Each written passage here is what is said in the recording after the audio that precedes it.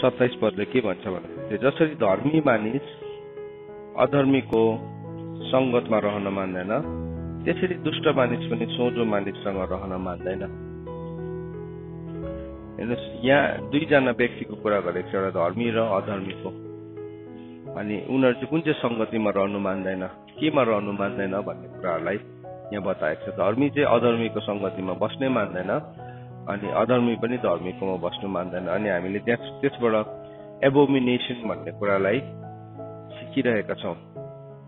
घृणाको कुरा मतलब उनीहरूको लागि एबोमिनेसन के हो भन्ने, अनि हामीले बिब्लिकली एबोमिनेसन के हो भनेर हामीले हेऱ्यौँ र हिजो हामीले के कुराले चाहिँ पापलाई कसरी अधर्मले तुल्दिन्छ अनि पाप र अधर्म मिलेपछि चाहिँ त्यो अपराध बनिन्छ अनि अपराधको अवस्थालाई चाहिँ बाइबलले के भन्छ, मरेको अवस्था भन्छ भन्ने कुरालाई हामीले हिजो हेऱ्यौँ। अनि सँगसँगै हामीले अर्को के हेऱ्यौँ भन्दाखेरि चाहिँ 3 किसिमको ज्योतिलाई हेऱ्यौँ। एउटा चाहिँ यीशु ख्रीष्टको ज्योति जो चाहिँ जीवन हो, पवित्र आत्माको ज्योति जो चाहिँ संगति हो, अनि पिताको ज्योति जो चाहिँ जसका चाहिँ यीशु ख्रीष्टको ज्योति बिना अनि पवित्र आत्माको ज्योति बिना त्यो व्यक्ति पुग्नै सक्दैन। हामीले त्यो कुरालाई हेऱ्यौँ। अनि प्रभुको अनुग्रह चाहिँ हाम्रो लागि ग्रेस चाहिँ के हो त? ग्रेस भनेको चाहिँ हाम्रो जीवनमा अहिले यीशु ख्रीष्टको ज्योति र पवित्र आत्माको ज्योतिले के गरिरहेको छ? क्रियाशील छ। अनि त्यो ज्योतिले गर्दाखेरि चाहिँ के भयो, अब हामीले जीवन मिलाउने मौका पाउँछ। यीशु ख्रीष्टले हाम्रो लागि पिताको दाहिने हातपट्टि बसिकन अन्तर्विन्ती गर्दै हुनुहुन्छ भने पवित्र आत्माले हामी भित्रबाट अन्य भाषामा बुझ्नै नसक्ने भाषामा बयान गर्नु नसक्ने शब्दहरूमा के गर्नुहुन्छ, उहाँले अन्तर्विन्ती गर्नुहुन्छ। सो यीशु ख्रीष्टको अन्तर्विन्ती पिताको दाहिने हातपट्टि बसिकन पवित्र आत्माको अन्तर्विन्ती हामी भित्रबाट उहाँले गर्नुहुन्छ। सो 2 किसिमको अन्तर्विन्तीलाई देख्यौँ हामीले हिजो, 3 किसिमको ज्योतिलाई हेऱ्यौँ। त्यो कुरालाई हामीले अलग अलग छानेर हेर्दैछौँ। अनि यो कुरालाई चाहिँ हामीले कहाँ बुझ्छौँ त बेसी भन्दाखेरि चाहिँ परमेश्वरको उपस्थितिमा, परमेश्वरको संगतिमा, परमेश्वरको संगतिमा जब हामी आउँछौँ तब चाहिँ यो कुराहरूलाई हामीले बुझ्छौँ। अनि यीशु ख्रीष्टको रगतले हामीलाई धोइकन शुद्ध पार्छ। अनि परमेश्वरको वचनमा हामीले के हेर्दैथ्यौँ अस्ति भन्दाखेरि यो कुरालाई लिकन हामीले उचालिएको सत्यतालाई हेर्दैथ्यौँ। कसरी चाहिँ शैतानले चाहिँ उचालिएको सत्यतालाई त्यसले लिएर आउँछ है, त्यसले पनि एउटा आफैलाई ज्योतिर्मय स्वर्गदूतको रूपमा भेषमा परिवर्तन गर्छ। र हामी यस्तो टाइम्सहरूमा आइपुग्यौँ अब जुन चाहिँ टाइम्सहरूमा चाहिँ त्यो डिसेप्सन चाहिँ एकदमै बेसी मात्रामा बढेर गएको छ र जसकोमा डिसर्नमेन्ट छैन, जुन चाहिँ मान्छेले चाहिँ उसको अन्तर्दृष्टि, उसको असल र खराबलाई छुटाउने उसकोमा भेदलाई जानेको छैन परमेश्वरको वचनबाट, त्यो मान्छे सजिलोसँगले डिसिभ हुन्छ। सो त्यसले डिसेप्सनको लागि विभिन्न किसिमको कुराहरूलाई हाम्रो जीवनमा ल्याउने कोसिस गरिरहेको छ। विभिन्न किसिमको कुराहरूलाई ल्याउने कोसिस गरिरहेको हुन्छ। परमेश्वरको वचनमा यसरी लेखेको छ, हितोपदेश 17:15 पदलाई हेर्नुहोस्। इङ्ग्लिसमा म पढ्छु त्यसलाई, किनभने नेपालीमा त्यसलाई त्यति साह्रो सही शब्दहरूलाई चलाएको छैन रहेछ, दुईटालाई पढ्छु। दोषीलाई निर्दोष ठहराउनु र निर्दोषलाई दोषी ठहराउनु दुवै परमप्रभुको दृष्टिमा घृणित हुन्छ। He who justifies the wicked and he who condemns the righteous are both an abomination to the Lord. So के भन्दैछ, एउटा व्यक्ति जसले चाहिँ दुष्टलाई चाहिँ सही ठहराउँछ, मतलब दुष्टलाई चाहिँ अब दोषीलाई चाहिँ उसले निर्दोष ठहराइरहेको छ। मैले कुनै मान्छेले दोष गर्दै गरेको देखेँ, हुन त म जज होइन, म न्यायकर्ता होइन, तर मैले मानिलिउँ मेरो छोरीले गल्ती गर्दै गरेको देखेँ, अनि म चाहिँ के गर्छु, उसको ओर थाप्छु, ऊ मेरो छोरी हो है, अनि म उसलाई माया गरेको, मेरो मायाको परिभाषा चाहिँ के हो, ऊ मेरो छोरी भएको कारणले गर्दाखेरि मैले उसको ओर थाप्छु। परमेश्वरको अगाडि त्यो के बनिँदो रहेछ, एबोमिनेसन बनिँदो रहेछ। मैले मेरो छोरीको गल्तीलाई ओभरलुक गरिरहेको छु नि है, त्यो चाहिँ के हो, द्याट इज एन एबोमिनेसन परमेश्वरको अगाडि। त्यो चाहिँ घृणित कुरा हो। सो मैले सिक्नु हुन्छ, फर्स्टमै मैले सिकाउँदैछु मैले कसैलाई सिकाउँदैछु भने मैले I have teach with my मेरो छोराछोरीदेखि सुरु हुनु पर्यो। मैले उनीहरूको उदाहरण दिन, उनीहरूको जीवनलाई करेक्सन गरिन भने चाहिँ के हुन्छ, अरूहरूलाई चाहिँ करेक्सन गर्दै गरेको हुन्छु तर आफ्नै छोराछोरी चाहिँ बिग्रिरहेको हुन्छ। आज मोस्ट अफ द सेवक, प्राय सेवकको छोराछोरीहरूको हाल खबर त्यस्तै छ। उनीहरूको आफ्नै अवस्था चाहिँ बिग्रिरहेको छ, उनीहरूको आफ्नै छोराछोरीको अवस्था चाहिँ सही छैन, तर अरूहरूलाई चाहिँ सिकाइरहेको छ, अरूहरूलाई सिकाइरहेको छ। अन्त के भयो, अब त्यो चाहिँ परमेश्वरको दृष्टिमा के छ, एबोमिनेसन छ। परमेश्वर घिनाउनुहुन्छ त्यस्तो स्ट्यान्डर्डहरूसँग चाहिँ। मैले मेरो भाइ बहिनीको मैले समस्यालाई यदि देखाइन, म स्पिरिचुअली ग्रोन व्यक्ति हो र मैले त्यो भनिदिन र अर्काको मात्रै म निन्दा गर्छु भने चाहिँ त्यो चाहिँ परमेश्वरको अगाडि के हो, एबोमिनेसन हो। बाइबलले के भनेको छ, पहिला आफ्नो आँखाको मुडा निकाल र अर्काको कसिङ्गो सफा गर्नको लागि तेरो आँखा सफा हुन्छ भनेको छ। सो मुडा चाहिँ छेलिरहेको छ। सो एउटा मान्छेले जब पनि त्यस्तो व्यवहार गर्छ, अब त्यो चाहिँ कहाँबाट आएको हो भन्दाखेरि चाहिँ त्यो चाहिँ पक्षपातबाट आएको, पार्सियलिटीबाट आएको। अब दोषीलाई निर्दोष ठहराउनु भनेको चाहिँ के हो, पक्षपात हो नि त, पार्सियलिटी हो नि त। अनि पार्सियलिटी चाहिँ परमेश्वरको अगाडि वचनले भन्छ देयर इज नो पार्सियलिटी। अब त्यो पार्सियलिटी चाहिँ के हो भन्दाखेरि चाहिँ अधर्म हो, अधर्म हो। तर त्यो अधर्मलाई चाहिँ जब मैले मेरो व्यवहारसँग जोडे, त्यो चाहिँ के भयो, पाप बन्यो, पाप बन्यो। अनि अब यो अधर्म र यो पाप र अधर्मलाई फेरि म जोड्छु, तब त्यो चाहिँ के बनिन्छ, त्यो चाहिँ ट्रान्सग्रेसन बनिन्छ, अपराध बनिन्छ। सो हामी परमेश्वरसँग अगाडि हामी अपराधी हुन्छौँ। अन्त प्रभुले हामीलाई के भन्नुभयो, हाम्रो अपराधलाई क्षमा गर्नुहोस् जसरी हामीले अरूहरूको अपराधलाई पनि क्षमा गरेको छौँ। सो त्यो चाहिँ के हो, त्यसबाट चाहिँ के हराउँछ, त्यो गर्दै गर्दाखेरि चाहिँ पक्षपातलाई हामी ठाउँमा ल्याउन सक्दैनौँ, पार्सियलिटीलाई नि हामी एउटा ठाउँमा ल्याउन सक्दैनौँ। सो के भयो, हामीले त्यो अपराधलाई हामीले सही प्रकारले डिलिङ गर्दैछौँ हाम्रो जीवनको। तर कतिपल्ट हामी के गर्छौँ भने हामी अनुहार हेरेर है, हाम्रो नजदिकीपनहरू हेरेर थुप्रो किसिमको पक्षपातलाई ल्याउँछ, या पक्षपातको शक्तिलाई मानिसले चलाउँदै गरेको हुन्छ। मलाई फलानाले माया गर्छ, सो आई क्यान ओभरटेक, त्यो एरियामा मैले ओभरलुक गर्न सक्छ।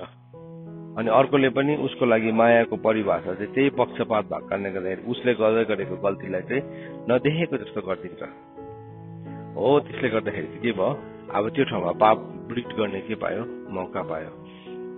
एउटा लिडरले एउटाको पाप, एउटाको गल्तीलाई चाहिँ अनदेखी गर्छ जानी जानी, अर्कोको लागि चाहिँ के गर्छ, उसले गल्तीलाई देखाउँछ है। सुन्नुहोस् है, त्यसले चाहिँ के गर्छ, जहिले पनि शैतानले पक्षपात जन्माउँछ। त्यसको बिचमा चाहिँ के भन्नु, पापले मौका पाउँछ, अथवा त्यो लापरवाहीपनले गर्दाखेरि शैतानले आएर त्यो शत्रुताको बिउलाई रोप्नु थाल्छ।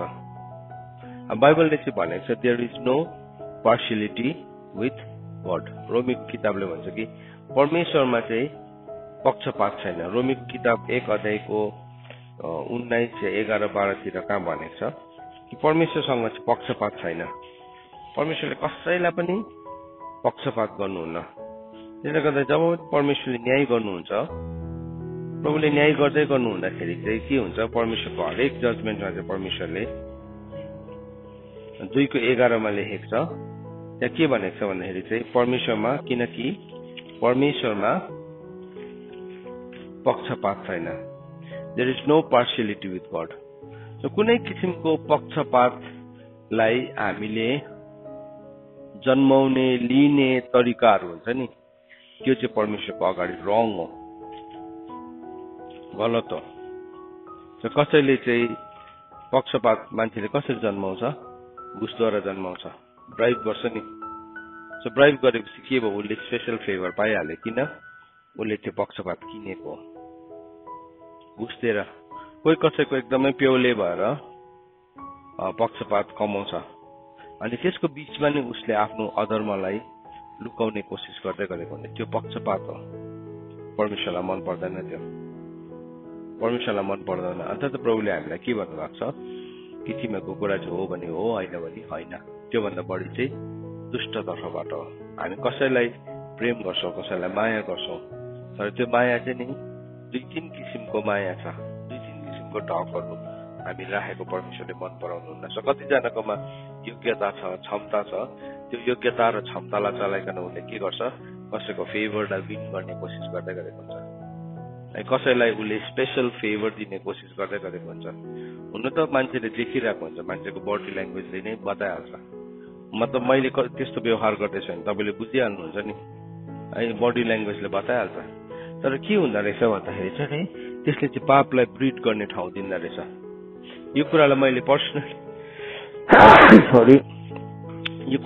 पर्सनली पनि देखेको छु, जहाँ चाहिँ मान्छेले कसैलाई स्पेसल फेभर दिने कोसिस गरिरहेको थियो। अनि मैले अस्ति सुन्दै थिएँ उनीहरूको रिपोर्ट कि त्यो कुराले गर्दाखेरि चाहिँ कसरी एउटा डल्लै घरानाभित्र, एउटा डल्लै परिवारभित्र चाहिँ पाप छिर्दो रहेछ भन्ने कुरालाई त्यो सुन्दै गर्दाखेरि चाहिँ मलाई यति साह्रो डर लाग्यो। डर मतलब इन द सेन्स होसियार हुनुपर्ने रहेछ, अझै सतर्क हुनुपर्ने रहेछ भन्ने कुरालाई मैले अनुभव गर्दै थिएँ।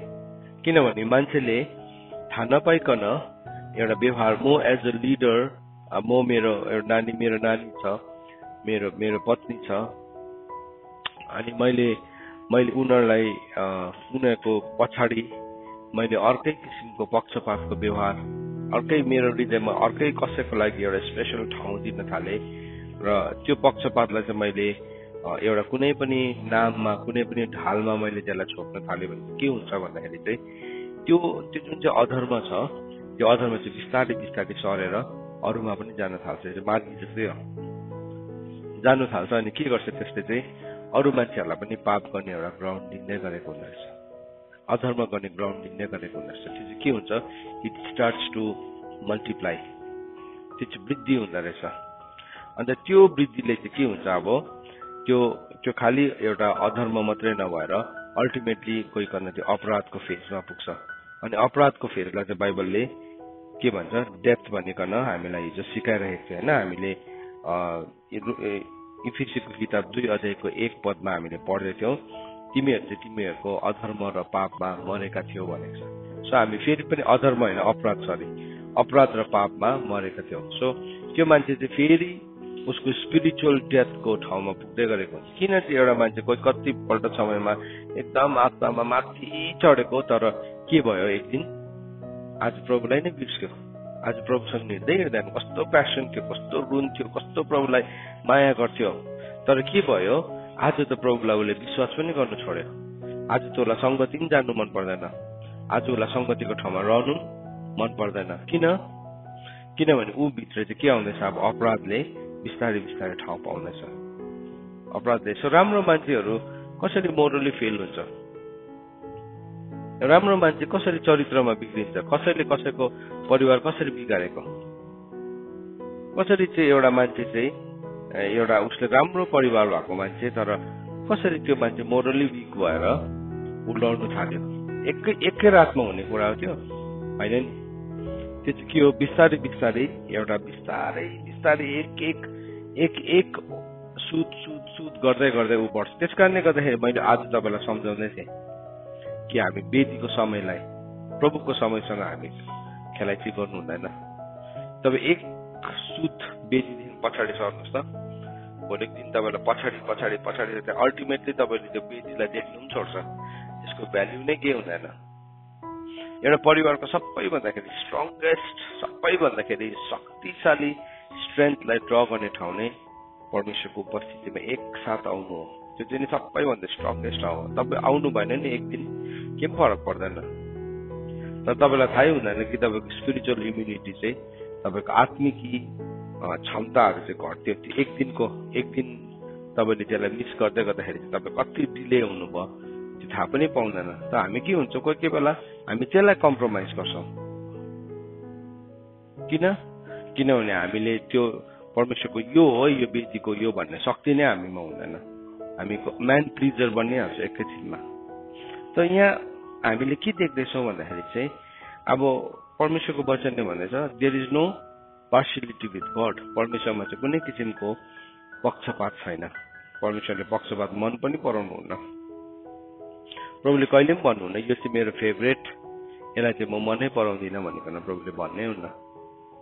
उहाँले त भनेको छ परमेश्वरले त हरेक दुष्ट पनि बाँचोस् भनिकन चाहनु भएको छ। पहिलो पत्रुसले भन्छ परमेश्वर आफ्नो प्रतिज्ञाको बारेमा ढिलाउनु भएको छैन, तर उहाँले चाहनुहुन्छ कि हरेक ठाउँमा मानिसहरूले पश्चाताप गरोस् भनिकन। परमेश्वर आफ्नो प्रतिज्ञाको लागि नि ढिलाउनु भएको छैन।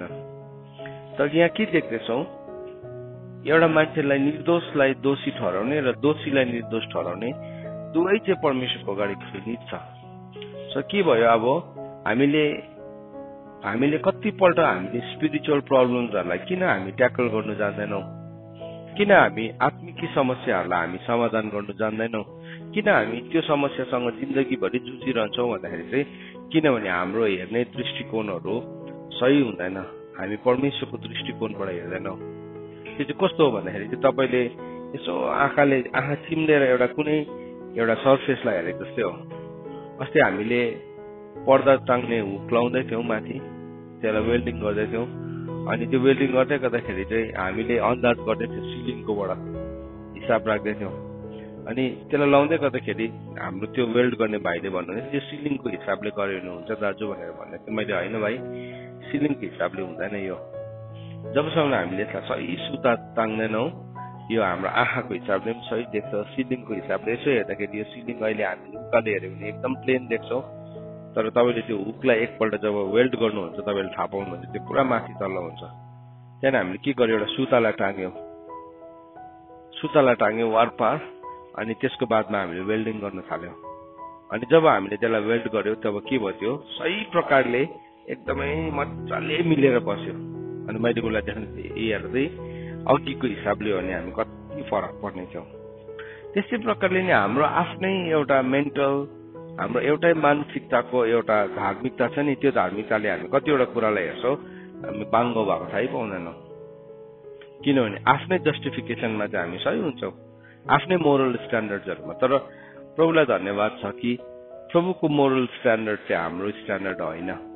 अन्त त बाइबलमा के भनेको छ, म इन्साफलाई चाहिँ के बनाउँछु, डोरी बनाउँछु। सो परमेश्वरले चाहिँ जे पनि गर्नुहुन्छ नि, परमेश्वरको स्ट्यान्डर्ड चाहिँ एकदमै सही छ, पक्का छ है, त्यो चाहिँ जाँचिएको कुनै ढुङ्गा हो। तर हाम्रो स्ट्यान्डर्ड्सहरूमा चाहिँ पक्षपात छ, अन्त त्यो चाहिँ परमेश्वरको अगाडि एबोमिनेसन हुँदो रहेछ। सो एउटा मन परेको मान्छेलाई चाहिँ कतिजनाले पुरा चेप्छ, अर्कोलाई चाहिँ घृणा गर्छ। अथवा दुईजना मान्छे आयो भने एउटासँग ट्याप्पै हुन्छ, अर्कोलाई फेरि उसले घृणा, मतलब ती नै उसको स्ट्यान्डर्ड्सहरूमा फरक पर्नु थालिहाल्छ। किन हामी सबैजनासँग इक्वली बिहेभ गर्न सक्दैनौँ? किन हाम्रो हरेक मान्छेसँग चाहिँ हाम्रो बिहेभियर चेन्ज हुन्छ भन्दाखेरि चाहिँ किनभने हामी भित्र पक्षपातले काम गरिरहेको हुन्छ। सो त्यो पक्षपातले काम गरेको कारणले गर्दाखेरि हामीलाई राम्रो गर्ने मान्छे छ भने हामी उसलाई एकदम शिरमै उठाउँछौँ, तर अलिकति हामीलाई राम्रो नगर्ने मान्छे छ भने हामी के गर्छौँ, उसलाई घृणा गर्छौँ। हामी सबैमा छ यो क्षमता। हामीलाई अलिकति मन नपर्ने मान्छे भने हामी अलिकति छिसी दूर गरिहाल्छौँ। परमेश्वरले चाहिँ त्यसरी हेर्नै हुन्न, परमेश्वरको स्ट्यान्डर्ड चाहिँ त्यस्तो छैन। सो अब हामीलाई मन नपर्ने मान्छेले चाहिँ सत्य बोल्दैछ भने उसको सत्यलाई हामी के सम्झिन्छौँ, झुट सम्झिन्छौँ। अब हामीलाई मनपर्ने मान्छेले चाहिँ झुटै बोल्दैछ भने उसको सत्यलाई, उसको झुटलाई चाहिँ फेरि हामी के सम्झिन्छौँ, सत्य सम्झिन्छौँ, सत्य सम्झिरहेको हुन्छ। अनि त्यसले गर्दाखेरि के हुन्छ त, त्यहाँ चाहिँ के आयो, पक्षपात आयो। पक्षपात चाहिँ पार्सियलिटी चाहिँ के हो भन्दाखेरि चाहिँ त्यो चाहिँ अधर्मको रहस्य हो, मिस्ट्री अफ इनिक्विटी हो पक्षपात चाहिँ। त्यो पक्षपात आउने बित्तिकै अब त्यो ठाउँमा चाहिँ के प्रेजेन्ट हुन्छ, सिन, पाप उपस्थित भइहाल्छ। किनभने पापलाई चाहिँ जहिले पनि अधर्मले फ्युल गर्छ, सिनलाई चाहिँ जहिले पनि नि इनिक्विटीले फ्युल गर्छ। पाप चाहिँ यदि सलेदो हो भने चाहिँ अधर्म चाहिँ तेल हो। यो कुरालाई हामीले हेर्दै थियौँ नि। त्यस कारणले गर्दाखेरि बाइबलले के भनेको छ, तिमीहरूले एकदम प्योर ओइल ल्याउनु। जब तिमीले परमेश्वरको सामदानलाई पाल्छौ, सामदान चाहिँ कसरी पाल्नु, प्योर ओइलले। बाइबलमा प्योर ओइल भन्ने शब्दलाई प्रयोग गरेको छ, ओइल मात्रै भनेको छैन। ओइल मात्रै भनेको जस्तो सुकै तेल पनि हुन्थ्यो, तर प्योर ओइल भनेको छ। त्यो चाहिँ एकदमै पिसिएको, एकदमै प्योर ओइल हुनुपर्छ। अन्त हामी चाहिँ थुप्रोपल्ट मिक्स्ड ओइल चलाउँछ हाम्रो लाइफमा, अनि त्यसले चाहिँ यति साह्रो बेसी धुवा आउँछ। यति साह्रो बेसी मैला हुन्छ, हाम्रो वातावरण मैला हुन्छ, हाम्रो भित्रको स्पिरिट म्यान पनि अथवा हामी भित्रको व्यक्ति स्पिरिट म्यान, हामी भित्र भएको सोल, त्यो सबै एरियामा डार्कनेस आउँछ। अन्त प्रभुले भन्नुभयो शरीरको आँखा चाहिँ के हो, शरीरको ज्योति चाहिँ आँखा हो, एउटा चाहिँ शरीरको ज्योति छ। आत्माको ज्योति चाहिँ के हो फेरि, परमेश्वरको दियो होइन। सो के भनेको छ, मानिसको आत्मा चाहिँ परमप्रभुको दियो हो। सो दुई किसिमको ज्योति छ नि, एउटा चाहिँ आत्माको ज्योति छ, एउटा चाहिँ शरीरको ज्योति छ। तर यो पक्षपात आउने बित्तिकै के हुन्छ भने हाम्रो आत्माको ज्योति पनि त्यसलाई पनि छेल्न थाल्छ। अब हाम्रो आँखा नै अँध्यारो भइहाल्छ, हाम्रो आइज डार्क भयो, हाम्रो स्ट्यान्डर्ड्सहरू हामी आफैलाई यदि परमेश्वरको दृष्टिकोणबाट हेर्नु हो या स्पिरिचुअल त्यस्तो सम सोर्ट अफ मिरर हुनुपर्ने हो या त्यस्तो कुनै किसिमको ऐना हुने हो जसमा चाहिँ हाम्रो आत्मिक स्टेटलाई हामीले हेर्नुहुन्छ नि, हामी यति साह्रो मैला देख्छौँ, आफैलाई यति साह्रो मैला देख्छौँ, हामी त्यसको कल्पना पनि गर्न सक्दैन। तर बाइबलमा हामी त्यसको उदाहरणलाई देख्छौँ। हामी कसलाई देख्छौँ भन्दाखेरि चाहिँ जकरियाको किताब 3 अध्यायमा योसु प्रधान पुजारीलाई देख्छौँ। योसु प्रधान पुजारीलाई के भनेको छ हेर्नुहोस् तपाईँले, जकरियाको किताब 3 अध्याय खोल्नुहोस्।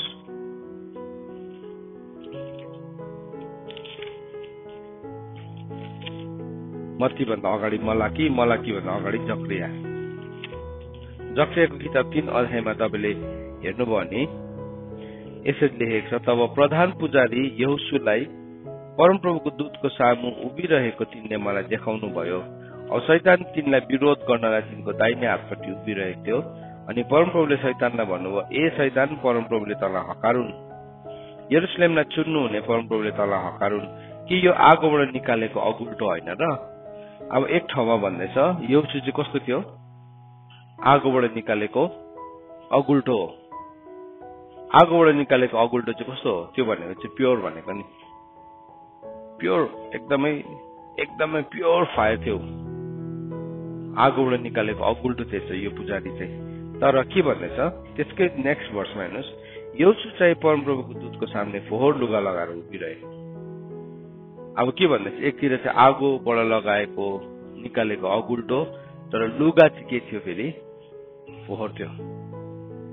के कुराले चाहिँ हाम्रो लुगाहरूलाई फोहोर बनाउँछ, यस्तै बायस्ड बिहेभियर्सहरूले। आगोबाट निकालेको अगुल्टो हो नि। हेर्नुहोस् यो वचन अहिले हामीले सिक्दै गर्दाखेरि चाहिँ अब एउटा मान्छेलाई आउटराइट कन्डेम गरेछ हुन्छ होइन, तपाईँ अगुल्टो हुँदा हुँदै पनि तपाईँको वस्त्र फोहोरी हुनु सक्दो रहेछ। हेर्नुहोस् है, सो यो चाहिँ नि हामीले जब हामीले एबोमिनेसन परमेश्वरले के कुरासँग घिनाउनुहुन्छ भन्ने कुरालाई जान्यो भने चाहिँ यसलाई हामीले डिल गर्न सिक्छौँ। सो के भयो, ऊ आफै एज अ पर्सन चाहिँ ऊ के थियो, आगोबाट निकालेको अगुल्टो थियो, तर उसले लगाइरहेको वस्त्र चाहिँ फोहोरी थियो, मैला थियो। अनि त्यो मैला हुँदाखेरि शैतानले चाहिँ आगोबाट निकालेको अगुल्टोलाई पनि च्यालेन्ज गर्दो रहेछ। तपाईँले आफ्नो लाइफलाई अलग गर्नु भएको नि प्रभुको लागि, तपाईँले आफ्नो लाइफलाई सेक्टिफाई गर्नु भएको प्रभुको लागि, बट स्टिल तपाईँको वस्त्र फोहोरी हुन सक्छ। हाम्रो सानो सानो लापरवाही, कति बेला मैला हुन्छ लुगा, सफा लुगाहरू, सानो सानो लापरवाही, भित्र त तपाईँ नुहाएर सफा छ नि, पर्फ्युम लगाएर एकदम सफा छ, तपाईँ एकदमै सफा छ साँच्चै नै, तर के भयो, सानो सानो तपाईँ कहाँ गएर बस्दैछ है। सो तपाईँको ट्रिभियाहरू, ट्रिभिया भन्छ नि, हामी त्यतिकै हाम्रो टाइमलाई किल गर्छौँ है, त्यतिकै हामी प्रभुको कुराहरूलाई स्किप गर्छौँ। हो त्यो कुराले चाहिँ हाम्रो वस्त्रहरूलाई के हुन्छ, फोहोर बनाउँछ। तर त्यो ट्रिभिया हाम्रो समयलाई त्यतिकै फाल्ने कुरा चाहिँ केले जन्माउँदो रहेछ फेरि, पक्षपातले जन्माउँछ। किनभने म चाहिँ अब फलानु कसैलाई चाहिँ यति साह्रो म माया गर्छु कि म उसको लागि चाहिँ प्रभुको समय काटेर पनि उसलाई दिन्छु। नगर्नुहोस् कसैले पनि त्यस्तो, डोन्ट डु द्याट। किन परमेश्वरमा पक्षपात छैन, परमेश्वरले नै हामीलाई सम्पूर्ण समय नै हामीलाई दिनुभएको छ। मलाई नै आज प्रभु मेरो दिनभरिको समय प्रभु मसँग बिताउनलाई तयारी हुनुहुन्छ, इज रेडी। किन उहाँको नाम नै के हो, इमानुएल हो, पवित्र आत्माको नाम नै के हो, प्याराक्लेटस हो। सँगै रहनु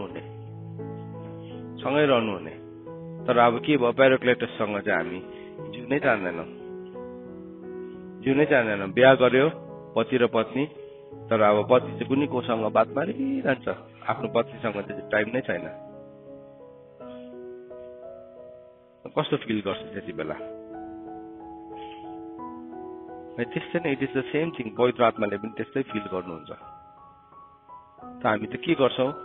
अब प्रभुले चाहिँ सम्पूर्ण समय हामीलाई दिन चाहनुहुन्छ, प्रभुको सम्पूर्ण टाइम है। प्रभुले केही पनि बाँकी राख्नु भएन आफैसँग। परमेश्वरसँग बराबर हुने हक, त्यो महिमा, गौरव, सबै कुरालाई उहाँले के गर्नुभयो? सरेन्डर गरेर आउनु भएको। म एकजनाको लागि सबै कुरालाई। अनि उहाँ चाहिँ मानिसको रूप लिइकन क्रुसको समय, मृत्युसम्म पनि उहाँ विश्वासयोग्य हुनुभएको। तर म चाहिँ प्रभुको कुरालाई लापरवाही गर्छु। अब यौसुको यस्तो आगोबाट निकालेको अगुल्टोको पनि, अब आगोबाट निकालेको अगुल्टोको पनि वस्त्र चाहिँ फेरि मैला थिएछ। अनि शैतान त्यहाँ दोष लगाउन आइहाल्यो। सो हामी यो नसम्झौँ कि मलाई चाहिँ शैतानले दोष लगाउने केही पनि ठाउँ छैन।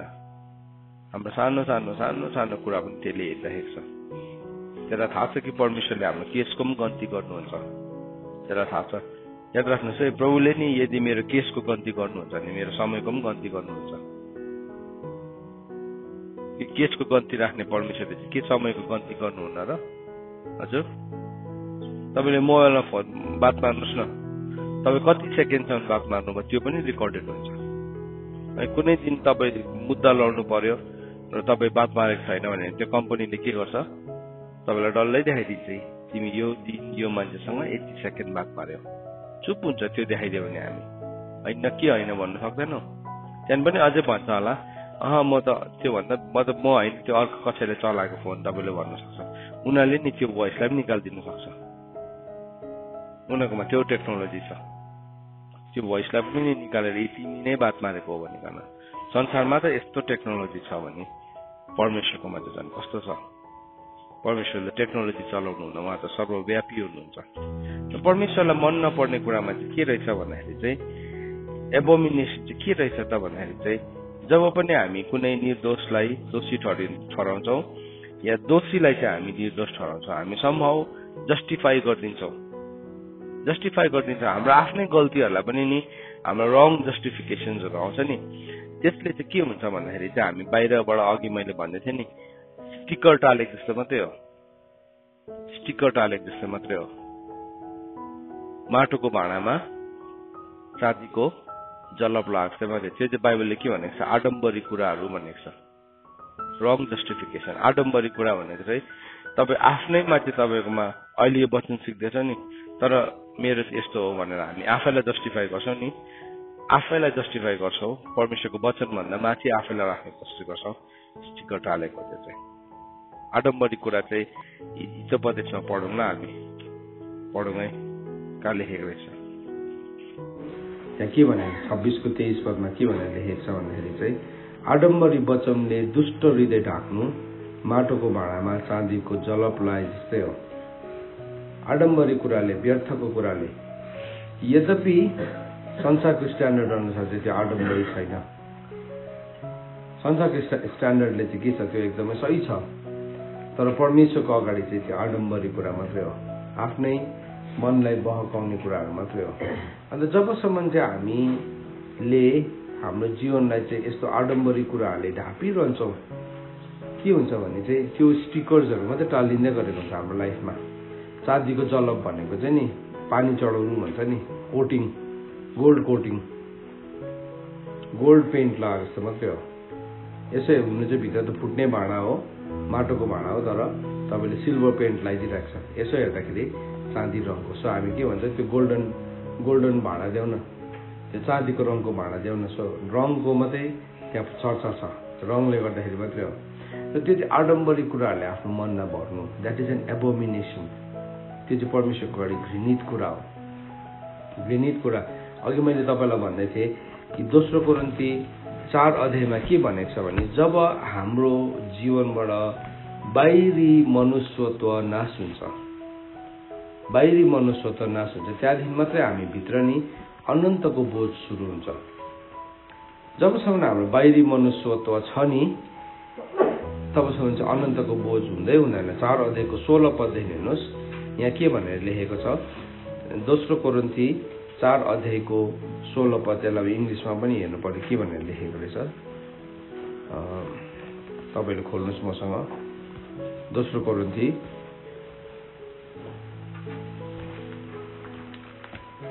4 अध्यायको 16, 17, 18 हामी पढौँ। के भनेर लेखेको छ इङ्ग्लिसमा पढ्छु। So we do not lose heart, though our outer self is wasting away, our inner self is being renewed day by day. जब हाम्रो बाहिरी मनुष्यत्व चाहिँ नाश हुँदै जान्छ त्यति बेला मात्रै हाम्रो भित्री मनुष्यत्व चाहिँ के हुन्छ, यहाँ हुँदै गरेको हुन्छ। आउटर सेल्फ भनेको चाहिँ नि अब त्यो चाहिँ हामी बाहिरको देखावटीपना, बाहिरको मनुष्यत्व, बाहिरको संसार कस्मिक लले काम गर्ने ठाउँ एरिया, जब त्यो एरिया चाहिँ नाश हुँदै गएको हुन्छ त्यति बेला मात्रै भित्री मनुष्यत्व चाहिँ नयाँ हुन्छ। अब आउटर लेयरमा चाहिँ के छ भन्नुहोस् त, पक्षपात छ हामीमा छ। तर यो यस्तो नि त, यसो के भयो अहिले हामी वचन सुन्दा चाहिँ माइन्डले अलरेडी एउटा जस्टिफिकेसन दिँदै गरेको हुन्छ हाम्रो रङ कुरालाई, जसको पनि मेरो पनि त्यही हो। अहिले मैले सिकाउँदैछु नि, मैले तपाईँलाई भन्दै सधैँ भन्छु म पर्फेक्ट भएर सिकाएको होइन, पवित्र आत्माले मेरो मुखलाई चलाउनु मात्रै भएको हो। तर यो शिक्षाद्वारा म पनि अगाडि बढ्ने कोसिस गरिरहेको छु दिन प्रतिदिन। मैले गरेको रङ कुरालाई चाहिँ नि मेरो फ्लेसले चाहिँ के गरिदिन्छ, जस्टिफाई गरिदिइहाल्छ। सही हो मेरो चाहिँ भनिकन। अनि त्यो भइन्जेलसम्म चाहिँ हाम्रो आउटर सेल्फ के भएको छैन, नाश भएको छैन। तर जुन दिनदेखि नि हाम्रो यो माइन्ड अफ फ्लेस छ, माइन्ड अफ फ्लेसले चाहिँ त्यसलाई जस्टिफाई गर्नु सक्दैन नि, त्यहाँ चाहिँ कायलता आउँछ नि, हो त्यो चाहिँ नाश हुन थाल्छ नि, त्यति बेलादेखि मात्रै हाम्रो भित्री मनुष्यत्व चाहिँ नयाँ हुन्छ। आज अहिले वचन प्रचार गर्नु दिँदाखेरि म त यहाँ अहिले फाड्दैछु नि, भन्दैछु नि है जोडले, तर यो कुरालाई मैले आफ्नै जीवनमा जिउनु चाहिँ अर्कै कुरा हो। यो वचनले यदि मेरो जीवनमा कायलता आएको छैन भने चाहिँ मैले ढोङ्गी मात्रै गर्दैछु, म ढोङ गर्दैछु। र यो वचनको कायलता चाहिँ हाम्रो जीवनमा आउनुपर्छ। हाम्रो बाहिरी मनुष्यत्व चाहिँ के हुन्छ अरे, नाश हुन्छ अरे, तर भित्री चाहिँ के हुन्छ, एभ्री डे रिन्यू हुन्छ अरे। हरेक दिन नयाँ बनिन्छ। रिन्यू भनेको छ, न्यू भनेको छैन, रिन्युड। आज नयाँ भयो, भोलि फेरि नयाँ। सो रिन्यू भनेको चाहिँ, रिन्यू भन्ने शब्दलाई तपाईँले हेर्नु भयो भने चाहिँ इङ्ग्लिस रिन्यू भन्ने चाहिँ के कुरामा हुन्छ रिन्यू होइन। संसारमा चाहिँ के कुरामा रिन्यू हुन्छ। हाम्रो लाइसेन्स रिन्यू गर्नुपर्ने हुन्छ होइन, हाम्रो पोलिसी पेपर्सहरू रिन्यू हुन्छ। तपाईँको बिजनेसको लाइसेन्स हो भने त्यसलाई रिन्यू, तपाईँको ड्राइभर्स लाइसेन्स हो भने त्यसलाई रिन्यू गर्छ। भन्नु मतलब के छ, त्यो एक्सपायर पनि हुँदो रहेछ नि त। त्यसको एउटा मियाद रहेछ, त्यसको एउटा के रहेछ, टाइम लाइन रहेछ।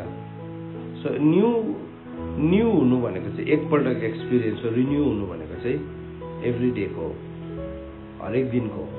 त्यसले गर्दाखेरि यहाँ चाहिँ रिन्यू भन्ने शब्दलाई चलाएको छ। हरेक दिन नयाँ बनिनुपर्छ, हरेक दिन नयाँ करुणा छ, हरेक दिन नयाँ इन्साफ छ। अनि हरेक दिन हाम्रो बाहिरी मनुष्यत्व नाश पनि हुनुपर्छ। अस्ति म नाश भएको त्यो ठाउँमा होइन, फेरि आज पनि हुनुपर्छ, फेरि भोलि पनि हुनुपर्छ। जबसम्म चाहिँ त्यो बाहिरी मनुष्यत्व चाहिँ कम्प्लिटली डेड हुँदैन है। तिमीले अब आत्माद्वारा चाहिँ शरीरको कामलाई चाहिँ के बनाऊ, निर्मूल बनाऊ। सो त्यो ठाउँमा जबसम्म हामी पुग्दैनौँ जहाँ चाहिँ शरीरको कुरा चाहिँ निर्मूल छ। कोही बेला हाम्रो एउटा यस्तो सिजन चल्छ, हामीलाई पुरा एउटा स्पिरिचुअलिटीको एउटा फेजमा हामी हुन्छौँ। अनि त्यति बेला पुरा भन्दाखेरि पनि हाम्रो भाषाहरू पनि एकदम साहित्यिक हुँदै गरेको हुन्छ राम्रोसँगले। फेरि कोही बेला के हुन्छ, कहाँ हराउँछ त्यो। त्यहाँदेखि त हामी यस्तो झगडा पर्ने रिसाइरहेको है, निधार खुन्चाइरहेको।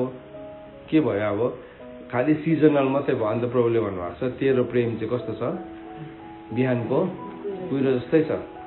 कोही बेला के छ, अहिले हाम्रो ग्लासभरि कुहिरो लागिरहेको छ है, यो कुहिरोले के देख्दैछ बाहिरको संसार नै छैन जस्तो देखिरहेको छ।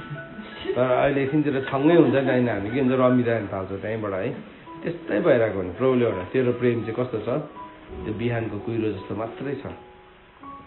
किनभने रिन्युअल चाहिँ एभ्री डेको प्रक्रिया हो, हरेक दिनको प्रक्रिया हो। के कुराले चाहिँ हामीलाई रिन्यू हुनु दिँदैन भन्दाखेरि चाहिँ नि अधर्मको शक्तिले काम गर्दैछ हाम्रो जीवनमा। अधर्मको शक्तिलाई चाहिँ हामीले सही सम्झिरहेको छौँ, जस्तो कि एउटा पक्षपात हो। पक्षपातलाई चाहिँ हामीले सही सम्झिरहेका छौँ। हामीले सही सम्झिरहेको कारणले गर्दाखेरि के भयो, त्यो पक्षपातको शक्तिले हाम्रो जीवनमा काम गर्दै गरेको हुन्छ। त्यो हाम्रो जीवनमा क्रियाशील हुन्छ, एक्टिभ छ, एक्टिभ। तर जब हामी त्यसलाई हाम्रो जीवनबाट आत्माद्वारा चाहिँ शरीरको कार्यलाई हामी निर्मूल गर्छौँ, त्यहाँदेखि चाहिँ के हुन्छ, हामी भित्र त्यो प्रोसेस जुन चाहिँ छ त्यो चाहिँ स्थापित हुन्छ, सधैँको लागि एउटा ठाउँमा स्थापित हुन्छ। त्यही कुराहरूलाई जितेको हो विश्वासको नायकहरूले, त्यही कुरामा उनीहरू विजय भएको, उनीहरू त्यसलाई जित्यो अनि उनीहरू विजय भयो। यहाँ भन्दैछ हाम्रो बाहिर मनुष्यत्व चाहिँ नाश हुँदै जान्छ तर भित्रको चाहिँ नयाँ हुन्छ। भर्स 17 मा हेर्नुहोस्, for this light momentary affliction is preparing us for an eternal weight of glory beyond all comparison भन्दैछ। के भन्दैछ, यो एकैछिनको कष्टले चाहिँ हामीलाई अनन्तको बोझको लागि के गर्दैछ, प्रिपेयर गर्दैछ। Eternal weight of glory. So याद राख्नुहोस् है, ग्लोरीको चाहिँ वेट चाहिँ, ग्लोरी चाहिँ बादल होइन है, भेरी वेट, एकदमै गरुङ छ, यति साह्रो गरुङ हुन्छ महिमा। त्यसले गर्दाखेरि जब महिमा आउँछ नि एउटा मान्छेको जीवनमा, त्यो महिमाले थिचिदिन्छ हाम्रो शरीरलाई चाहिँ, शरीरलाई त थिचेर निचोरिदिन्छ हामीलाई। महिमा चाहिँ यति साह्रो गरौँ हुन्छ। अन्त जब त्यो महिमाको बोझ हामी माथि आउँछ नि, त्यहाँदेखि चाहिँ हामी चिच्याउँछौँ, हामी रुन्छौँ, हामी काल्लिन्छौँ कोही कोही बेला। किन भन्नुहोस् त, तपाईँले त्यो महिमालाई देखिराख्नु भएको छ, त्यो महिमाले तपाईँलाई थिचिरहेको छ। त्यो महिमाले तपाईँलाई मार्दैन, तर त्यो महिमाले चाहिँ तपाईँलाई स्ट्रेन्थ दिन्छ। तर कति बेला त्यो स्ट्रेन्थ आउँदो रहेछ भन्दाखेरि चाहिँ जब हाम्रो बाहिरी मनुष्यत्व चाहिँ नाश हुन्छ, त्यहाँदेखि मात्रै हामी परमेश्वरको महिमालाई झेल्न सक्नुहुन्छ। सो नहोस् भनेर चाहिँ शैतानले चाहिँ त्यो महिमा नहोस् भनेर चाहिँ अलमलाउने कुरा ल्याएको गर्छ। यति साह्रो सोच्ने फुर्सद पनि आउँदैन, एउटाको बादमा अर्को, अर्कोको बादमा अर्को, अर्कोको बादमा अर्को, अर्कोको बादमा। त कति बेलासम्म चाहिँ शैतानले ल्याउन सक्छ त्यो मान्छेको जीवनमा भन्दाखेरि चाहिँ जबसम्म बाहिरी मनुष्यत्वमा बसिरहेको छ। अघि मैले भने नि, माटोको भाँडामा के लगाइदिन्छ त्यसले, चाँदीको जलप लगाएको छ। यो गोल्डन रहेछ, यो झन् गोल्डन रहेछ, यो महा गोल्डन रहेछ, 18, 22, 24 क्यारेट्स के हुन्छ, बढ्दै जाँदैछ। सो के भयो, त्यसको लेभल बढ्यो नि हाम्रो लाइफमा। अन्त हामी त्यो क्यारेट, आहा मेरो जीवनमा यत्रो सुन आयो, यो पनि आयो, यो पनि आयो, यो पनि आयो। तर भित्री मनुष्यत्व चाहिँ के भन्दैछ, नाश हुँदैछ। तर जब हाम्रो बाहिर चाहिँ वेस्ट हुन दिन्छौँ नि, परमेश्वरको त्यो इटर्नल ग्लोरीको लागि चाहिँ हामी बाहिरी मनुष्यत्वलाई केही जस्तो पनि ठान्दैनौँ नि, त्यसले चाहिँ के गर्छ, हामी भित्र अनन्तको बोझलाई, हामी कसैको फेभरलाई विन गर्ने कोसिस गर्दैनौँ, कसैसँग हामी पक्षपातको व्यवहार हुँदैन, हामी सबैजनासँग एउटै व्यवहार गर्छौँ।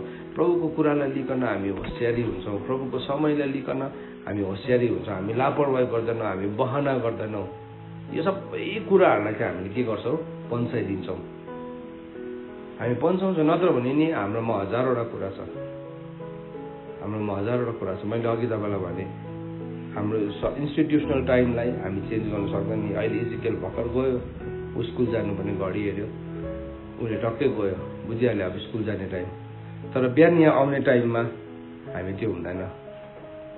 किन भन्नुहोस् त, त्यो चाहिँ इन्स्टिट्युसनल छैन नि त, इन्स्टिट्युसनलाइज गर्दै छैन। तर स्वर्गले चाहिँ नि हामीले हेरिरहेको हुन्छ, हेरिरहेको हुन्छ। कोही कोही बेला हामी यहाँ बसेर गीत गाएर मान्छे पर्खिँदा हुन्छ, त्यो गीत चाहिँ प्रभुलाई आराधना नगरेर लु अब फलाना आइन्जेलसम्म गीत गाउँदै गरौँ न त है, उसको लागि पो गीत गाइदिएको थियो चाहिँ है। नाम त प्रभुकै गर्दैछौँ, तर के गर्दैछौँ, गीत चाहिँ हामीले अर्कोलाई गाउँदैछौँ। कति साह्रो हाम्रो व्यवहार, ल त्यो चाहिँ प्रभुको दृष्टिकोणबाट हेर्नुहोस् त कस्तो भएर चाहिँ जान्छ होला। त्यो चाहिँ स्ट्रेन्ज फायर भएर जाँदैन, अनौठो धूप भएर जान्छ नि, अनौठो धूप भएर जान्छ। त्यस कारणले गर्दाखेरि वचनले चाहिँ भन्दैछ यो लाइट अब प्रभुको समयमा आउनु यो सबै कुराको लागि आउँदाखेरि चाहिँ हामीलाई के हुन्छ, कष्ट हुन्छ नि। तर बाइबलले चाहिँ के भन्दैछ, किनभने हाम्रो छिनभरको हलुका कष्ट, अब त्यो कष्ट हुँदैन भनेको छैन, तर के भन्दै त्यो कष्टलाई नाम दिएको रहेछ। तर के भनेको रहेछ, हलुका कष्ट, छिनभरको हलुका कष्ट, छिनभरको हलुका कष्ट।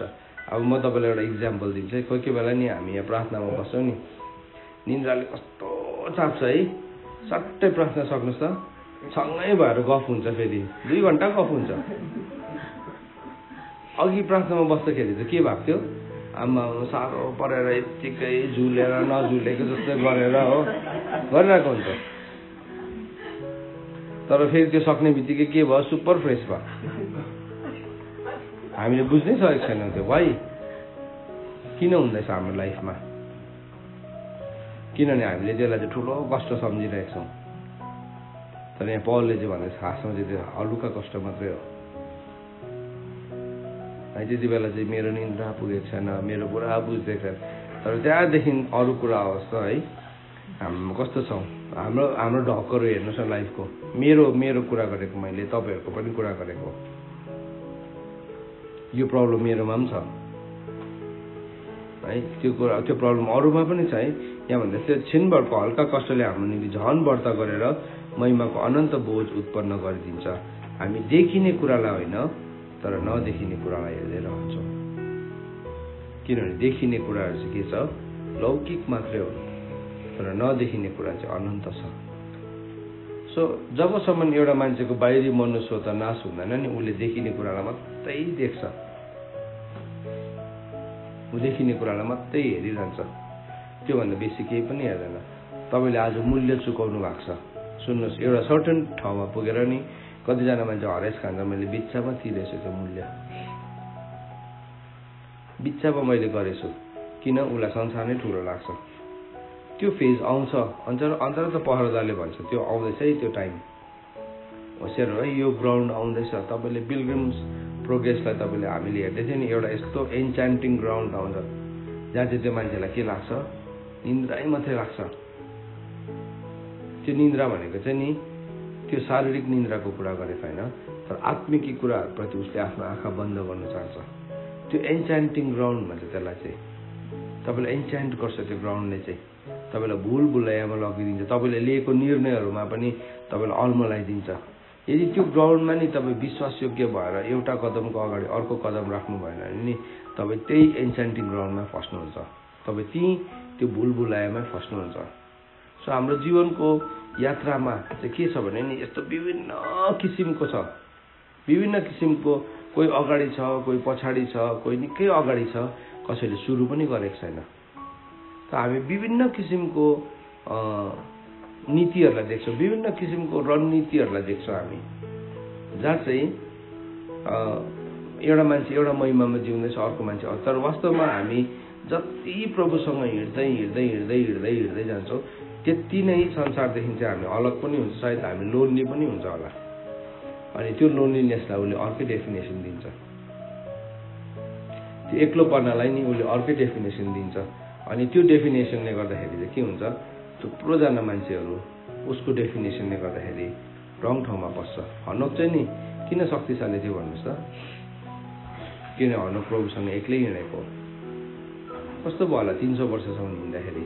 हामी हनोकको पछाडिको ग्लोरी पो देख्छौँ त, ओ राजाहरूलाई उसले टिचिङ दिएको, ऊ आफै एउटा एम्परर भएको हामी देख्छौँ उसको इतिहासलाई पढ्दै गर्दाखेरि। तर त्यो हिँडाइको चाहिँ हामीलाई थाहा छैन प्रभुसँग चाहिँ कसरी हिँड्यो भन्ने कुरालाई, कति चाहिँ लोन्ली भएको थियो होला। अन्त यहाँ वचनले भन्दैछ कि किनभने हाम्रो छिनभरको हल्का कष्टले हाम्रो निम्ति झन व्रत गरेर महिमाको अनन्त बोझ उत्पन्न गरिदिन्छ। छिनभरको मात्रै हो वास्तवमा, त्यो हलुका कष्ट मात्रै हो, तर हामीले चाहिँ त्यसलाई के सम्झ्यौँ, त्यसलाई चाहिँ भयङ्कर कष्टदायी सम्झ्यौँ, यति साह्रो हामीलाई कष्ट दिएको जस्तो सम्झ्यौँ। तर त्यो कष्टले चाहिँ हाम्रो जीवनमा के उत्पन्न गर्दो रहेछ, अनन्तको बोझलाई हो। त्यही कष्टको ठाउँमा चाहिँ हामी फेल हुन्छौँ, ल्यायो ल्यायो ल्यायो ल्यायो, लास्टमा पुग्ने मुखमा पुगिसकेर चाहिँ अड्क्यो, मुखमा पुगेर चाहिँ अड्क्यो। किनभने त्यहाँ चाहिँ उसलाई भयङ्कर कष्ट लाग्यो, हो शरीरको हिसाबले त भयङ्कर नै कष्ट जस्तो देखिन्छ होला, तर परमेश्वरले हेर्नु हुँदाखेरि चाहिँ त्यो कुरा चाहिँ हल्का कष्ट मात्रै रहेछ। प्रभु यीशु ख्रीष्टले चाहिँ के गर्नुभयो, दौडलाई सुरु गर्नुभयो अनि दौडलाई सिद्ध्याउनु भयो। अन्त उपदेशकले के भन्छ, कुनै कामको सुरु भन्दाखेरि चाहिँ त्यो कामको के हो, महान चाहिँ अन्त चाहिँ महान हो। सुरु गर्नु त सजिलो छ नि, हामी भन्छ नि प्रभु म गर्छु, मेरो प्यासन छ, फर्स्ट लभ छ, फ्रेस छ सबै कुरा, तर अब यात्रामा जाँदै गर्दा उड्छ नि सुरुमा त है, अनि दगुर्नुसम्म पनि ठिकै छ, अब हिँड्नुपर्ने फेज हुँदाखेरि कतिजना चाहिँ के हुन्छ, त्यहाँदेखि चाहिँ ब्याकआउट गर्छ। किन अघि त म उडिरहेको थिएँ, अघि त म दगुर्दै थिएँ, तर सबैभन्दा बेस्ट स्टेट चाहिँ कति बेला हो हाम्रो लाइफको भन्दाखेरि नि, जब हामी उड्नेदेखि हिँड्ने ठाउँमा आइपुगेको हुन्छौँ,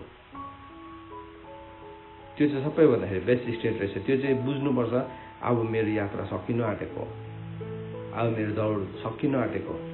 त्यो रेसलाई दौडिँदै गर्दाखेरि त्यो रेस रनरलाई के हुन्छ, त्यो फाइनल ल्याप चाहिँ सबैभन्दाखेरि डिफिकल्ट ल्याप उसको लागि, किन यति साह्रो बेसी गलिसकेको छ, प्लस उसलाई पछाडिबाट अरूहरूले पनि खेदेको छ, फर्स्ट हुनेलाई, सेकेन्ड थर्ड फोर्थ हुनेले खेदेको छ, उनीहरूले जित्नै पाउनु हुँदैन। अनि त्यति बेला चाहिँ उसले लास्ट ल्यापमा चाहिँ के गर्छ, उसको भएको सम्पूर्ण बललाई चाहिँ उसले दिन्छ। कतिजना त उडेर जान्छ लास्टमा फिनिसिङ लाइनमा, किनभने 1 इन्चले गर्दा पनि रेस हार्न सक्छ।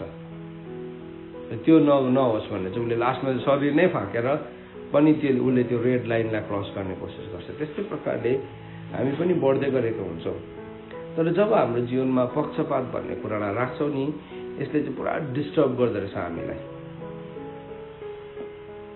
एकदम हाम्रो स्पिरिचुअल लाइफमा नि हामीलाई बढ्नु दिँदैन, अड्किरहन्छ। त्यो चाहिँ अब ठेस लाग्ने ठाउँको भनेको छ नि बाइबलमा। बालमले चाहिँ एउटा के सिकायो बालकलाई, इजरायलीहरूको बिचमा ठेस लाग्ने एउटा स्टोन, स्टम्बलिङ स्टोन राख्न सिकायो। अब प्रभु यीशु ख्रीष्टलाई कुनै ढुङ्गालाई पनि भनेको छ, तर यो चाहिँ कुनै ढुङ्गाको कुरा गरेको होइन, यो चाहिँ अल्मलिने कुरा। दौडमा पुग्नु आँटेको थियो, फाइनल ल्यापमा पुगेको थियो, अब के भयो, ऊ लडी पठायो, चिप्ली पठायो। फाइनल ल्यापमा पुग्दाखेरि अब रेड लाइनलाई क्रस पुग्नु आँट्दाखेरि चाहिँ लड्यो भने त अर्कोले त्यस्तै जित्छ नि त।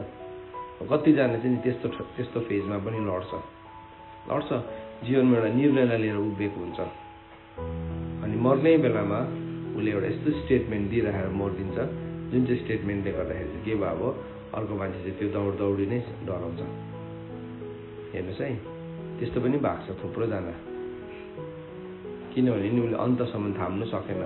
त्यसको मतलब ऊ स्वर्ग राज्यमा पुगेन, अनन्तको राज्यमा पुगेन होइन, तर उसको एउटा भनाइले गर्दाखेरि चाहिँ उसले अगाडि गरेको थुप्रो कामहरूमा चाहिँ नि के भयो, अब पानी फेरेको जस्तै भयो। त्यो अन्त त बाहिर भनेको छ, अन्तसम्म स्थिर रहनेले के पाउँछ, उद्धार पाउँदैछ भनेको छ।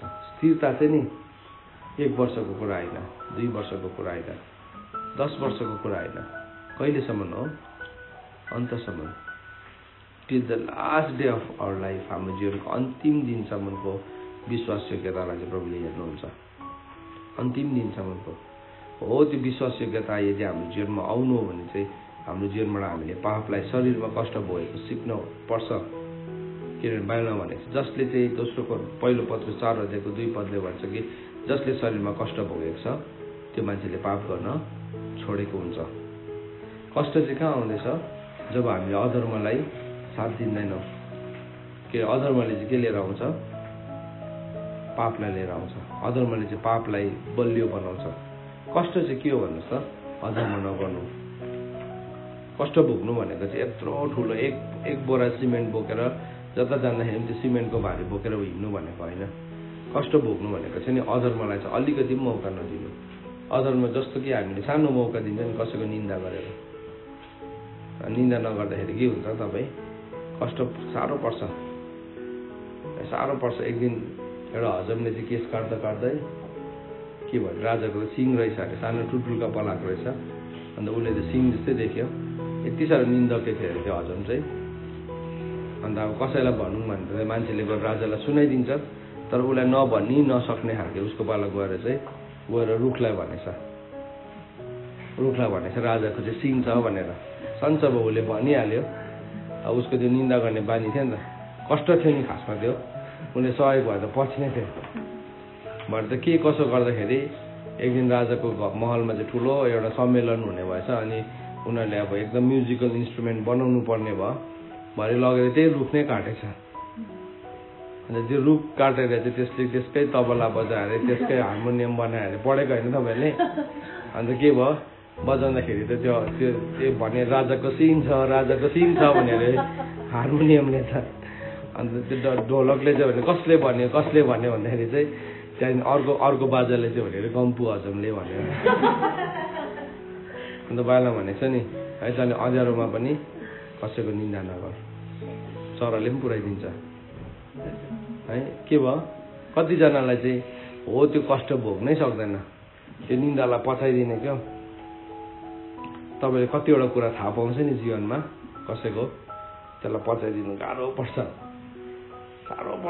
तर नि हामी पचाइदिन्छौँ नि कष्ट भयो जस्तै हुन्छ हामीले त्यसको फाइदा उठाउँदैनौँ त्यसबाट हामी गलत काम गर्दैनौँ तर के भयो हामीले मोमेन्टरी कष्टलाई भोग्यो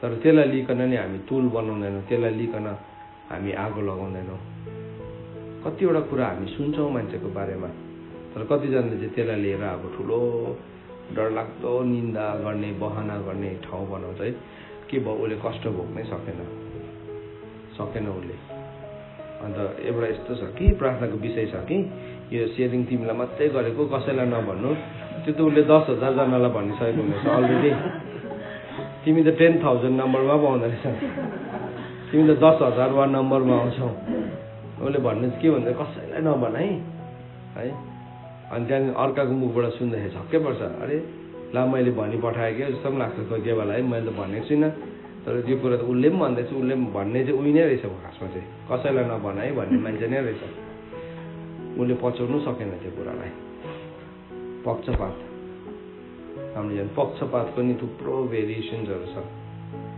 थुप्रो भेरिएन्ट छ अहिले कोरोना भाइरसको थुप्रो भेरिएन्ट भएको जस्तै अहिले के निस्केको छ नयाँ ओम्निकॉर्न अहिले नयाँ निस्केको त्यो छ अब त्यसले गर्दाखेरि फेरि अब संसार सटडाउन होला जस्तो हुँदैछ के हुँदैछ त्यसको भेरिएन्ट आएको छ एउटा जाति पनि अर्को आउँदैछ अर्को जाति भयो तर त्यो फर्स्टमा जसलाई लागेको थियो त्यसले त्यो रोग पचाइदिएको भए के हुन्थ्यो होला सधैँको लागि पच्थ्यो नि त्यो रोग है तर नपचाइदिँदाखेरि के भयो त्यो सरुवा हुँदै हुँदै हुँदै सारा संसारले त्यसले संक्रमित हुन थाल्यो किनभने त्यो पहिलो व्यक्ति जसलाई त्यो रोग लागेको थियो उसकोमा पचाउन सक्ने क्षमतै थिएन उसको इम्युनिटी नै के थियो विक थियो त्यस्तै प्रकारले जब हाम्रो जीवनमा पनि हाम्रो आत्मिक जीवन जब हामी भित्रको प्राणको मानिस नै बलियो भएको हुँदैन नि तबसम्म चाहिँ के हुन्छ भने नि हामी कतिवटा कुरालाई पचाउन सक्दैनौँ तर यदि त्यो बलियो छ भने चाहिँ आउँछ कतिवटा चुनौती हामी त्यसलाई पचाइदिन्छौँ हामी त्यसलाई हो त्यो पचाइसकेपछि चाहिँ के भयो अब त्यो चाहिँ पचाएको कुरा चाहिँ कहाँबाट जान्छ टोयलेटबाट जान्छ सन्डास भएर जान्छ के भयो त्यो आफै नै त्यो गइहाल्छ फोहोरमा गइहाल्छ तर तपाईँले पचाउनु भएन उगेलेको कुरा चाहिँ के हुन्छ उगेलेको कुराले चाहिँ फेरि फोहोर रोग बिमारलाई फैलाउन थाल्छ अन्त यहाँ परमेश्वरको वचनले आज हामीले के सिकाउँदैछ भन्दाखेरि चाहिँ परमेश्वरको अगाडि चाहिँ दोषीलाई निर्दोष ठहराउने अनि निर्दोषलाई दोषी ठहराउने दुइटै चाहिँ परमेश्वरको अगाडि घृणित कुरा हो हामी यदि परमेश्वरको टाइमसँग फेथफुल छैन भने नि हामी आफैलाई निर्दोष नबनाऊ हामी है मेरो यस्तो कारणले गर्दाखेरि नबनाऊ बी फेथफुल त्योभन्दा बेस्ट चाहिँ नि विश्वासयोग्य बनाऊ हामीले बहाना दिइरहनु भन्दाखेरि चाहिँ हामीले कुनै के गरिरहनु भन्दाखेरि चाहिँ नि हामी सुधारौँ करेक्ट गरौँ त्यो गर्दै गर्दाखेरि चाहिँ मोमेन्टरी केही क्षणको लागि हलुका कष्ट छ तर त्यो हलुका कष्टले चाहिँ हाम्रो लागि के हुन्छ अरे भन्दाखेरि चाहिँ अनन्तको बोझ उत्पन्न गरिदिन्छ अनन्तको बोझ चाहिँ नि एउटा मान्छेले एउटा बाउले फिल गर्छ तर छोराले चाहिँ कति बेला फिल गर्छ भने जब छोरा त्यो कुरासँग पार्टिसिपेट गर्छ बाउले भनेर चाहिँ उसले बुझ्ने कुरा होइन जब छोरा नि त्यो कष्टमा पार्टिसिपेट गर्छ भने चाहिँ उसले पनि अनन्तको बोझलाई के गर्छ, अनुभव गर्छ। नत्र भने चाहिँ हामी अर्काको अनन्तको बोझको चर्चा गर्ने मान्छे हुन्छ। त्यो मान्छे कस्तो बोझ छ नि उसको लागि, प्रभुको लागि कस्तो प्यासनेट छ। तपाईँ चाहिँ व्हाट अबाउट यु? के भयो तपाईँको प्यासन? कसैले रोक्यो? कसले रोक्दैछ? आफ्नै बाहिरी मनुष्यत्वलाई हामीले नाश नहुन दियो कारणले गर्दाखेरि। जुन दिन नि हामी त्यो बाहिरी मनुष्यत्वलाई हामी नाश हुन दिन्छौँ, त्यो बहाना है, त्यो जलप, मान्छेको आडम्बरी कुराहरू, अलमलाउने कुराहरूलाई हामी पन्छाउँछ नि, हामी भित्र सबैजना भित्र नै अनन्तको बोझ उत्पन्न भइहाल्छ। किनभने परमेश्वरले मान्छेलाई नै त्यसरी बनाउनु भएको कि हामी चाहिँ परमेश्वरको महिमालाई सेयर गरोस् भनेर। अनन्तको बोझ चाहिँ नि स्वर्गदूतहरूकोमा छैन। सुन्नुहोस् है, यो लास्ट स्टेटमेन्ट, त्यो अनन्तको बोझ चाहिँ नि स्वर्गदूतहरूकोमा छैन। उनीहरूले नि हामीले जस्तो त्यो बोझलाई अनुभव गर्न सक्दैनौँ। त्यो चाहिँ परमेश्वरले जे अनुभव गर्नुहुन्छ नि, त्यो अनुभव गर्ने क्षमता चाहिँ परमेश्वरले केवल मानिसलाई मात्रै दिनुभएको छ। मानिसलाई मात्रै त्यो प्रिभिलेज होइन हाम्रो लागि। हामीलाई मात्रै त्यो भाँडा बनाउनु भयो, जुन चाहिँ भाँडामा चाहिँ नि परमेश्वरको इटर्नल ग्लोरी बस्छ। स्वर्गदूतहरूले चाहिँ बाहिरबाट बोक्छ, महिमालाई बोक्छ, प्रभुको प्रेजेन्सलाई बोक्छ, प्रभुको अनुहार पनि बोकेर आउँछ। तर हामी चाहिँ वी आर फिल्ड, हामी चाहिँ भरिन्छौँ। बोक्नु अर्कै कुरा हो अनि भरिनु अर्कै कुरा हो। बाहिरबाट बोक्नु अर्कै कुरा हो, टेबलमाथि राख्नु अर्कै कुरा हो, तर त्यो दराजभित्र हाल्नु अर्कै कुरा। हामी चाहिँ त्यो व्यक्तिहरू हो। सो अनन्तको बोझ चाहिँ नि स्वर्गदूतहरूले बोक्नु सक्दैन। स्वर्गदूतले नि प्रार्थना गर्न सक्दैन। त्यसले गर्दा हामीले स्वर्गदूतलाई प्रार्थना गर्नु पर्दैन। स्वर्गदूतलाई प्रार्थना गर्नु चाहिँ रङ हो, द्याट इज रङ। एक्नोलेज गर्छौँ हामी, तर स्वर्गदूतलाई चाहिँ नि मेरो लागि प्रार्थना गरिदेऊ हुँदैन, त्यो रङ हो। त्यो चाहिँ त्यो बिब्लिकल होइन, त्यो कल्ट हो। बोझ चाहिँ नि मानिसले मात्रै, किनभने मानिस मात्रै परमेश्वरको स्वरूपमा बनिएको हो र उसले मात्रै परमेश्वरको महिमालाई सेयर गर्न सक्छ। स्वर्गदूतहरूले बोझलाई बोक्छ है, उनीहरूले थुप्रो कुराहरूलाई देख्छ, बुझ्छ, अलौकिक कुराको थुप्रो ज्ञान छ उनीहरूसँग, तर उनीहरूसँग मिसिङ भएको कुरा चाहिँ they don't carry the weight of glory. Weight of glory चाहिँ परमेश्वरले हामीलाई बोक्न दिनुहुन्छ, हामीले भरिनु दिनुहुन्छ। बोक्नु होइन, हामीलाई भरिनु दिनुहुन्छ। स्वर्गदूतहरूले चाहिँ बोक्छ मात्रै, हामी चाहिँ भरिन्छौँ। त्यो चाहिँ डिफ्रेन्स छ।